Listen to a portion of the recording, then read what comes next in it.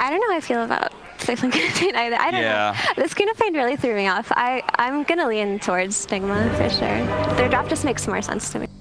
They just opened in such a passive way and such long cooldowns. Then they picked the Tidehunter on top of that, and they didn't pick it with the hero that really takes advantage of Gush, like a Piranha or something. So I'm heavily leaning towards Nigma. Maybe there's an idea behind this safe lane Queen of Pain, if it is safe lane, that she just farms that early Orchid and just leads the charge. She can definitely like secure her farm. So you still want, for them to have a good game, you still want that Queen of Pain, let's say regardless of where she goes. She sets the tempo, she creates a space. There's a lot of pressure on Palos. It's that early Orchid. Okay, there's a lot of pressure. I mean, this is the final game of XctN, bar tiebreakers of course, but the final one in their wild cards round robin matches. Let's find out how it's gonna play out for them against Team Nigma Game 2 together with Gareth and Lacoste. Thank you, Shiva. Yeah, a lot of pressure on that Queen of Pain, trying to remedy some of the draft issues there for XctN. A lot of long cooldowns, like the panel was explaining, against Nigma's fast-paced draft, and an Anti-Mage at the end to round it all off. Lacoste, are you leaning towards Nigma like the panel were? Yeah, the Queen of Pain, a new hero. Definitely, there's a reason why hero hasn't been picked that often. They're swapping the lanes. They're gonna put Morphling on a mid lane. It's a much better matchup against the Invoker. Okay. And have Queen of Pain on the side lane, safe lane. Because Morphling is like half-range hero. Oh, Nico is already dead. The Tidehunter's gone. iLTW gets first blood, yet your safe lane carry's already picked up a kill. Just like that, Nigma kick off this second game with a bang. And like the panel was saying, XctN's last potential chance to get another victory up on the board. They've drawn everything, and we'll see if they can pick up a win here against Nigma, but not a great start for them, and some tips already flying out, some camaraderie tips there. Yeah, I guess the reason is Queen of Pain doesn't get as pressured as Morphling would be on a mid lane. So with this swap, they have a win-win situation pretty much. They're setting themselves up for two very good lanes. But as you mentioned, first blood for Anti-Mage. So that's a big chunk of gold for him already.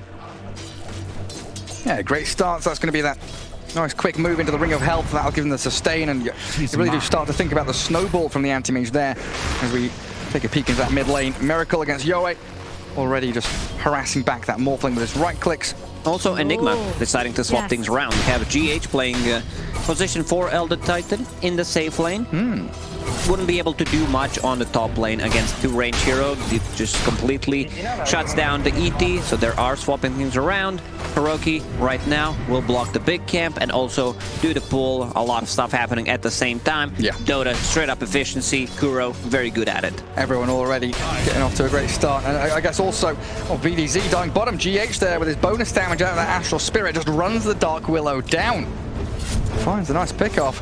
I guess Kuroki here, the Lion, also, it's not a sad thing for him to be able to swap into this lane, right? Because they'll have the double stuns with that Earth Spike into the Spear from Mars. They'll have setup and catch onto people. And GH doing a great job bodyguarding the Anti-Mage, bullying back both Nico and BDZ already. Nico already out of mana. He has phase boots in his quick fly. I would prefer if that's a soul ring. Maybe he decides to swap. That way you have a bit more strength, more damage, and could potentially use your spell this way. You don't do anything. One thing I would love to see is them bringing out a bit more region to the bottom lane. Elder Titan bringing a cell. He is playing a position 4, but will need to do a position 5 jobs for the first couple of minutes. Bring those healing salves so that the Anti-Mage can sustain. Salve spammer. That's the name of the game for him. And Yoe very low in the mid lane, has a Fairy Fire and a Lowy, very low on HP there on the mid lane. He's got a Fairy Fire and Strength Morph now. His bottle arrives. 2-minute water rune, bottom one for him. Top for Miracle, of course. And Mind Control here, contending with Palos, Queen of Pain, who has come back to try and contest the lane dragging, which Kuro has been so successful in. Something QOP, of course, can do, being able to blink around the map. While that Warlock is trying to drag back and pull some camps for himself. Warlock, Queen of Pain, you don't get too much out of that lane. It just doesn't sound good. You want to pair him up, but we already discussed why they decided to swap lanes. It's just the lane does not feel particularly strong. Yeah, I guess, you know, all that talk and potential negativity around the long cooldowns and abilities from Execration, when they do have team fights with the Fatal Bonds, the Sonic Wave, the Aghanims that Effie was mentioning as well on the Queen of Pain, they've got a lot of burst damage and the ability to bring these heroes down incredibly quickly. So when they get team fights that go well for themselves, they could start to build up that critical mass they need on the Morphling. Bottom lane is pretty much won already. iLTW, Ring of Health available, has 6 stick charges, no mana on Tidehunter, does not feel pressured at all. Yeah. At this point, Tidehunter puts another point in Anchor Smash. Is that early too ring? much value. Like, I think it's better if you just get a Kraken Shell since you're not gonna have mana anyway. You may as well just start tanking up, beefing up in that bot lane. Just get stats and Kraken Shell. Is that the build? No, I'm kidding. I mean, I have to explain myself. I'm being sarcastic. Really? A lot of times, so people, you know, don't know if I'm joking or not.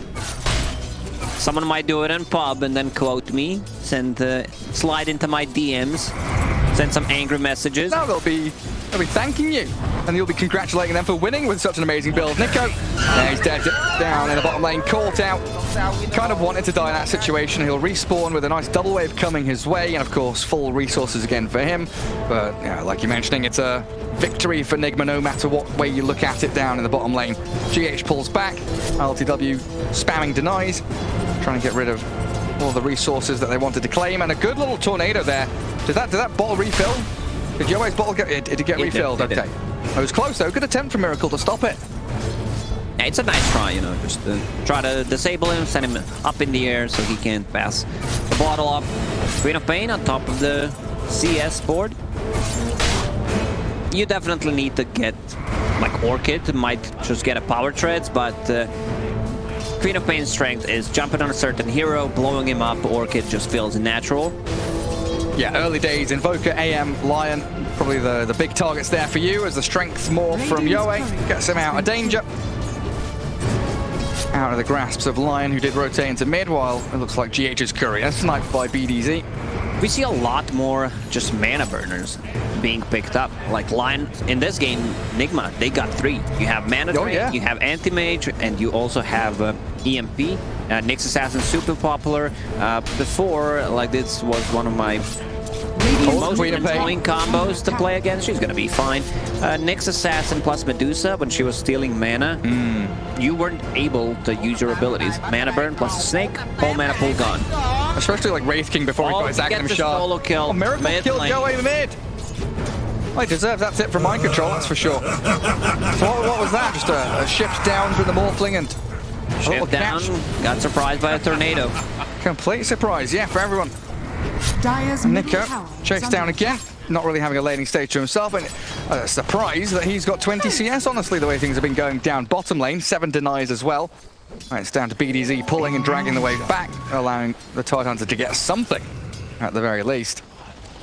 And apparently the game really wants us to know that GH's Courier was killed a while back with his win late and his Ring of Regen. It's been there for a while. It's stuck. Guys, please talk about it. GH feeding away the Courier, not intentionally, but... oh, is this a kill? Some he's gold. Got attribute shift. Got it off. He got it off. All good, but whole mana pool is going to be gone. Yeah, he's got 7 wand, but this is not comfortable for Yoe whatsoever. Being chased and hounded by the Lion every step of the way. Radiant's top tower is under attack. Good pressure from Nigma across every single one of their lanes. A bit of a different build from Miracle. Understandable, playing into Morphling, wants to get that Urn/Spirit Vessel early. Just reduce the healing and have that kill threat, especially on the supports. Also reduce the healing coming out from Warlock. Oh, that's a good point, yeah. Get rid of some of that sustain. Level 7 Invoker, almost level 8 now. And sticking in that mid lane. Not really bothered about rotating too much. Just keep sticking it onto Yoe's Morphling, who did get the shift off. Inside that tornado and healed up by the Shadow Word of Warlock, who comes in to try and react to some of this Nigma aggression in the mid lane. Oh, the stun again. He's going to be all right for now. Still holding out, but GH's arrival should be able to force him out of the lane now. BDZ and Nico both reacting to the ET's movement. Curse Crown into the Bramble Maze, but Miracle and Kuro here with the stuns and the stomp from GH. Nico being drained of his mana. BDZ still aiming for this GH kill. He was Although done the ward checking, there. he was just checking if there's a ward there, and now he pings it. Like, before you die, be efficient. GH is a god. Oh, the neutral! Neutral creeps actually get him. The God Gamer Saturn takes him out, and a good spear back from Mind Control top allows him to securely TP back to Fountain. So some good reactions from XctN, you know, needing to bring the numbers into that mid lane to defend their Morphling. But an Invis Invoker might be able to find the takedown. 2 earned charges. Cold Snap Tornado at the ready. Aiming in towards mid. There's the stun. The chain disables. Perfect execution from Nigma. Mind Control, he's very quick. He's paying attention. Whenever Miracle gets a kill, he's always ready to tip him. He's got nothing else to do. Is AFK walking back to back to lane, all the way from base. You heard it. If you got nothing to do, tip your teammates. But when they're doing well, Keep that morale high. yeah. That ward that we talked about, the GH move, when he was hiding near the trees, got devorded. That's a good spot. And he'll know about these stacks as well.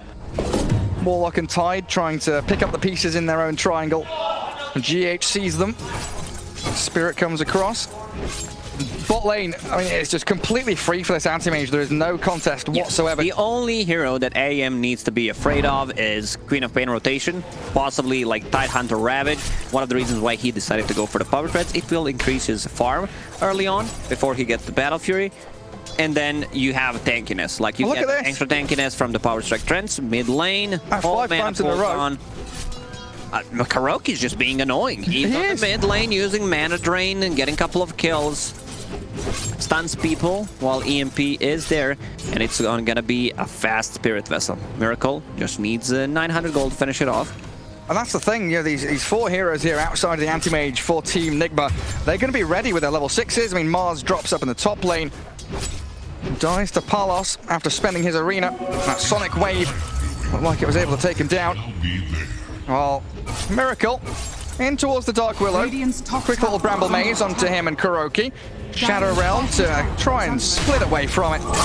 Kuro gets the final touch there as RR dies solo. The iLTW. 252 gold for your Anti-Mage. Do your job, you're dead, you got nothing better to do. He's run out of tips. Your teammates. Do you think he already used all of them? Yeah, I think so. He's out of tips already. First 10 minutes, they're all gone. Oh, we see the natural. Oh, it's a long TP! That's a long TP! Queen of Pain speared. Miracle Kuro have the stuns. Palos down, and that's meant to be your main tempo setter. Dead for 30 seconds, and freedom for iLTW continues. He's gonna be fine. He knows that Sonic Wave was used, burns mana on the Tidehunter on the bottom lane, and he's good to go. Dark Willow.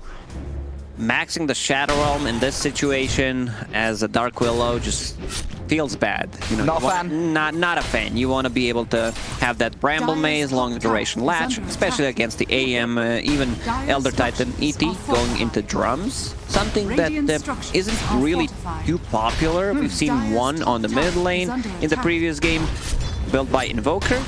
And I believe it's mostly like crit. During the last major, he was always buying it on a Tusk. Tidehunter bottom, no mana. Has Soul Ring if he wants to pop it. An Anchor Smash, but he's gonna die anyway, isn't he? iLTW have the chase down. RR dead to GH's stop. Invoker gives that last little hit to iLTW.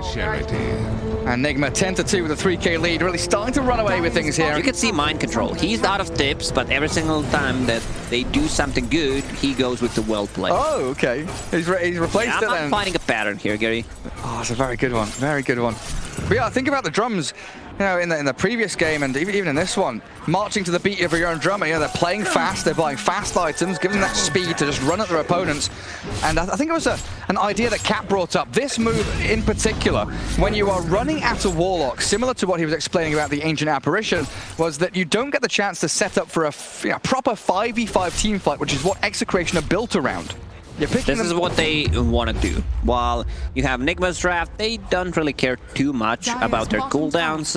Finger is okay, but if can reset, get 2-3 stuns in a team fight, that's also perfectly fine. Arena, like even without Arena, they can take these fights. Spirit Vessel about to be completed on Invoker, actually flying on the Courier. But it really does feel that way, like Execration, very much like a jigsaw puzzle. You need all of the pieces there to make the picture, the grand picture of the plan, the directive of their draft. Problem is the factory forgot to send them that one piece. And then Nigma's like a set of Lego. Sure, you might not be able to build the pirate ship or whatever you want, but you can turn it into something, your imagination. Yeah, put these pieces together and do what you want. Stepping barefoot on Lego. And Nigma, the one that put the pieces on the floor. Yeah, they're like all around, we forgot to pick them up. Yeah, sure. It was accident. We promise. They do have this Orchid on the Queen of Pain, though. Definitely a significant moment for Execration to try and launchpad themselves towards some form of victory. Whether it's a team fight win, an individual pick-off, they need something to be done reasonably soon. But Nigma are doing such a great job hiding off the map right now. They know this timing's coming. AM is the only one showing out on the map down in the bottom lane. Warlock is still level 5. Look at that. You can't even team fight when he doesn't have a rock. Oh, he doesn't have rock yet. It's 14 minutes in. And Miracle, he was spotted under that sentry. But in comes the iLTW Anti-Mage. Palos barely blinking back. Spirit Vessel low, ticking him down. The damage is enough. He's killed off. Sunstrike's coming, doesn't find the touch to him. It is not necessary. Now RR needs to run away. But that's your Queen of Pain we were just explaining. This QOP needs to get something done. Dies. And AM was 8,000. He got something done. I'm sorry, Lacoste. You are correct. Technically correct. The best kind, of course. I can't believe, honestly. 8,500 net worth on this AM. 14.5 minutes in. He is going to be hitting some sick timings this match. This is Power Treads, Battle Fury, full Magic Wand, and Yasha. This might be one of the most farm anti-mages I've seen in a while. I think he might be hitting record. Like when we get to that 20-minute mark, he might be hitting records, honestly.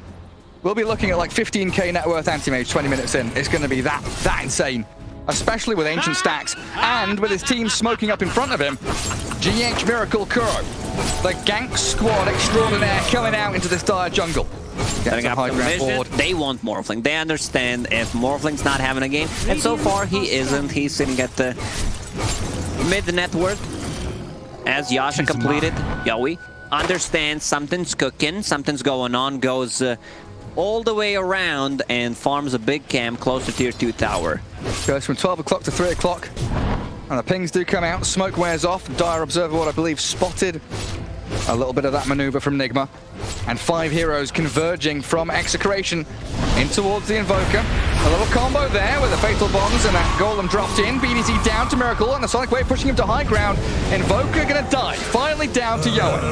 Morphling with that Adaptive Strike gets a sweet pick off and Kuro has been left stranded here. So 2 for the price of 1. It's a good stun. But No Kuro has TP on him. Buy time. Courier, scout him out. Go on. Get it. He needs 3 hits. Not gonna happen.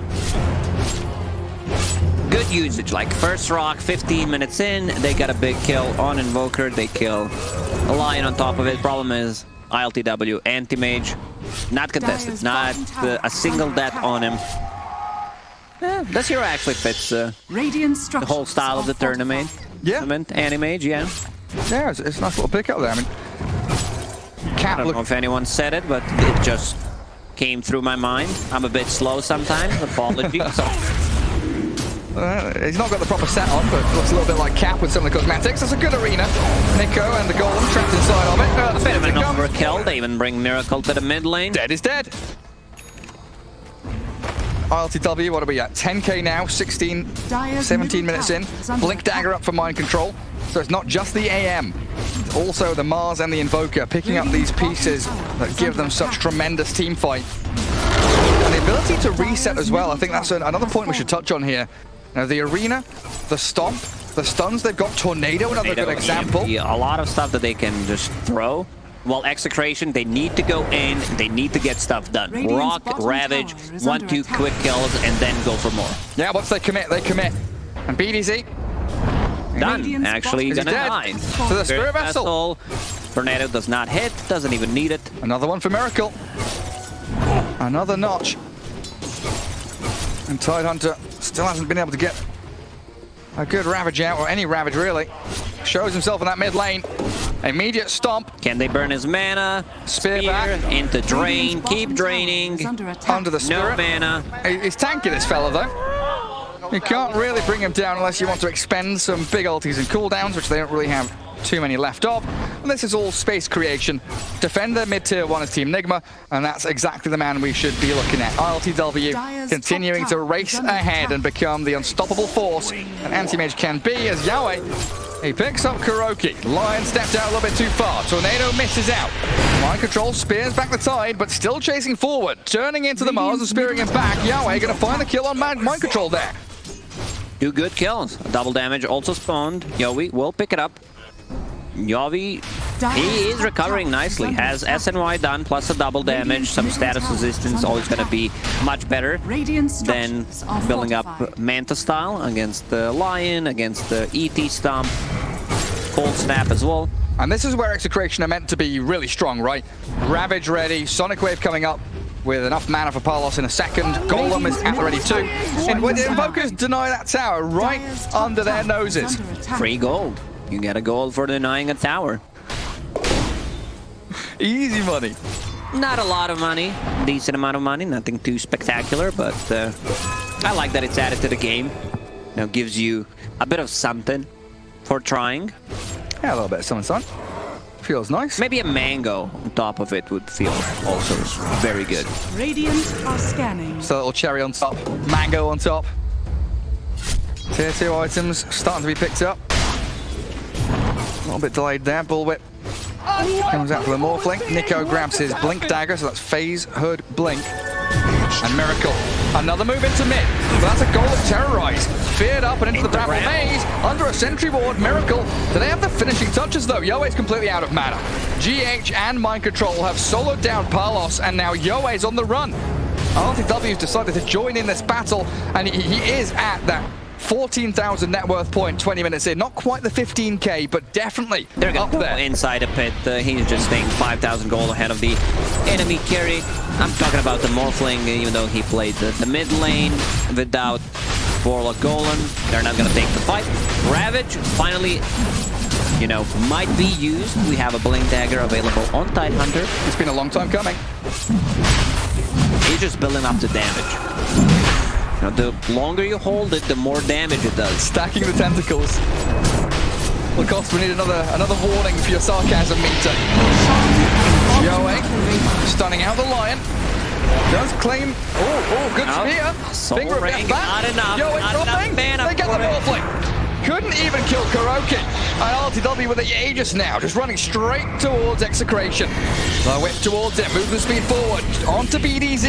Got the Bedlam off, but it's a dying move. The last breath here of XctN. The spear onto RO. Yeah, I don't know, but it's caught up against the tower. Now an arena from Mind Control as well. It's all falling apart for XctN. Nigma have their number, a double for Miracle, and this one looks like it might be over already.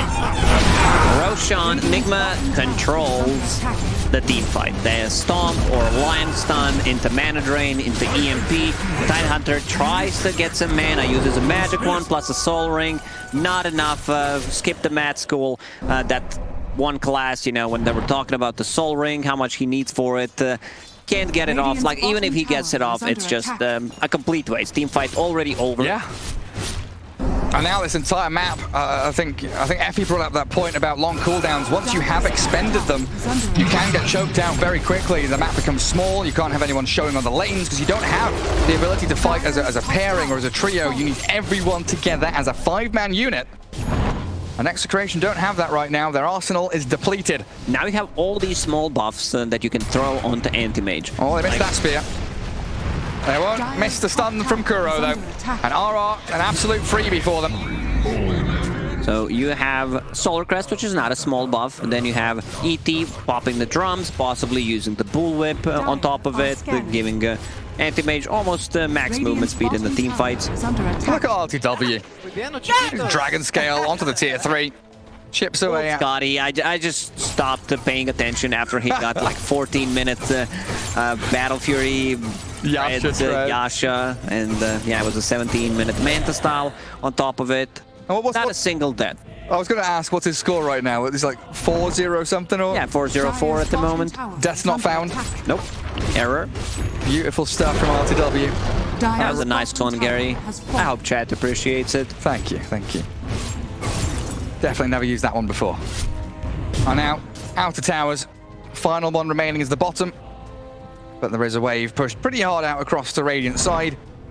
And XctN know that their only option right now is to bunker down in their base, hold out for dear hope that they can catch Nigma unawares with some kind of reactive play or a smoke to move out and get a proper team fight going. Maybe that's the turning point. You know, just gotta stay positive, find something good that could potentially happen. Morphling building into Aghanim Scepter, turning into Dark Willow. Oh yeah. We've seen so many times Morphling winning off by getting the Aghanim Scepter, let's say having Earthshaker in the team, now with the Dark Willow. Look at iLTW, man. He doesn't care, like they cannot kill him.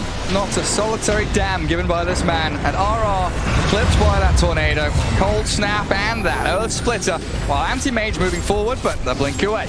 Nico and Yoe retreating from Nigma's grasps. I mean, just what, a minute and a half left, so they can go high ground here. Get back onto the tier 3. Not much you can do to RTW. The Yules, a Cursed Crown. You'll irritate him, you'll be a nuisance, but there is no stopping this man. Dire's bottom tower. Let's counter spell spamming at this point. Back. He's just sitting there. 36 armor with the Solar Crest. How much is that? It's 64% physical resistance. That's quite a lot, Lacoste. And he's jumping for BDZ. He might be able to get the solo kill. In comes Mind Control, secures it for him, forces the buyback. The Sonic Wave there does claim the aim. Will he pop it? He will. They want to focus the AM. Nice terrorize after the Ravage. The chain stuns. Do they have them? The Curse Crown's coming, but he managed to get out of it. Blinks away, and now Nigma can turn and face XctN. Burst through every hero they've got. Morphling gone for a minute. Time's done. No buybacks and no spells to be cast, even if they had them. This is it. Nigma will take them out. 2-0 as GG is called. They call it. That was the first Ravage of the game, right, Gary? Pretty much. I believe so. Yeah, they try to go for a play. You know, the